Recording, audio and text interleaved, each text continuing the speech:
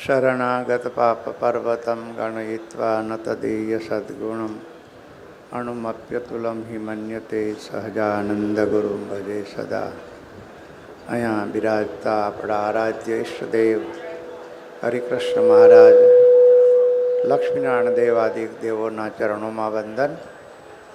વર્ષોથી આ સત્સંગના વિકાસની જેમણે ખૂબ ચિંતા કરી છે, રાત્રિ દિવસ દેશ વિદેશમાં વિચરણ કરી અને સંતો ભક્તોને સત્સંગની સમજણ સાથે સત્સંગનું પોષણ કરનારા એવા આપણા પરમ પૂજ્ય ધર્મ ધુરંધર આચાર્ય મહારાજ શ્રી રાકેશ પ્રસાદજી મહારાજના ચરણોમાં વંદન.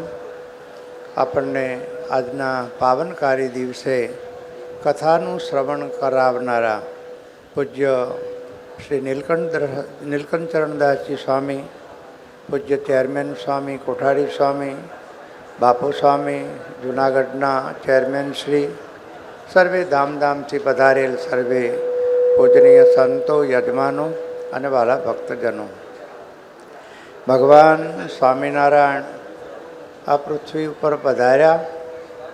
આપણે સૌ કોઈ એના સાક્ષી છીએ.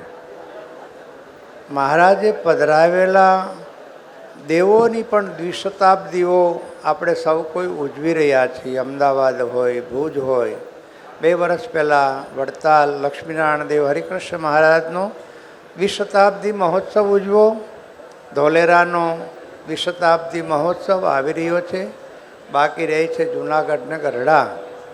આ બધા પ્રસંગોના સાક્ષી ભાવે પૂજ્ય મહારાજશ્રી પણ એટલા યશસ્વી કે ભાગ્યશાળી છે કે આવા મોટા મુખ્ય મહત્ત્વના ઉત્સવ આ પૂજ્ય આચાર્ય મહારાજ શ્રી રાકેશ પ્રસાદજી મહારાજના ભાગમાં આવ્યા છે.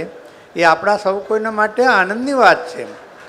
તો આવો દિવ્ય સંપ્રદાય હંમેશા ઘણી વખત કેટલાય સાહિત્યકારો કે અમુક ધર્મની અમુક વિશિષ્ટતા, અમુક ધર્મની અમુક વિશિષ્ટતા, પણ સાબુદ્દીનભાઈ જેવા કે સ્વામિનારાયણ સંપ્રદાય જો હોય ને તો સર્વધર્મ સમન્વયની ભાવનાવાળો સંપ્રદાય હોય તો સ્વામિનારાયણ સંપ્રદાય છે. એ સંપ્રદાયનું પોષણ કરી રહેલા પૂજ્ય આચાર્ય મહારાજ શ્રી દેશ વિદેશમાં ફરી અને સત્સંગની ખૂબ સમજણપૂર્વક સત્સંગનું પોષણ કરી રહ્યા છે. હમણાં જ ન્યાલકરણ સ્વામીએ કહ્યું ને, મહારાજશ્રીએ મૂળમાં પાણી રેડવાનું. ઝાડને તમે ઉપરથી પાણી છાંટો તો સુકાઈ જાય, પણ મૂળમાં પાણી રેડો ને એમ મૂળ સંપ્રદાયની ચિંતા પૂજ્ય મહારાજશ્રી અને આ વર્તમાન ટેમ્પલ બોર્ડે કરી છે. આપણે સૌ કોઈ જાણીએ છીએ કે મહારાજશ્રી ગાદી આવ્યા પછી આપણી સંસ્થાઓના કેટલા દરેક રીતે વિકાસ થયા. ભૌતિક દ્રષ્ટિએ, આધ્યાત્મિક દ્રષ્ટિએ રવિ સભાની કોઈ કલ્પના ન કરી શકાય. આજે ચેરમેન સ્વામી, હું આજે પૂજ્ય શ્યામ વલ્લભ સ્વામીને યાદ કરો. આજના દિવસે એમની પણ ખોટ જણાય એવા મહાન પવિત્ર કર્મઠ સંત આ વડતાલ સ્થાનમાં ખૂબ સક્રિય રીતે નાના મોટા કાર્યક્રમોને દીપાવતા હતા. તો આજે આપણે ગુરુ પૂર્ણિમા નિમિત્તે, આમ તો વ્યાસ પૂર્ણિમાનો દિવસ છે, આપણા સૌ કોઈના ગુરુસ્થાને બિરાજમાન પૂજ્ય આચાર્ય મહારાજશ્રીના પૂજન માટે આપણે સૌ કોઈ એકત્રિત થયા છે. આપણી સૌ કોઈની ભાવના પૂજ્ય મહારાજશ્રી સાથે જોડાયેલી છે.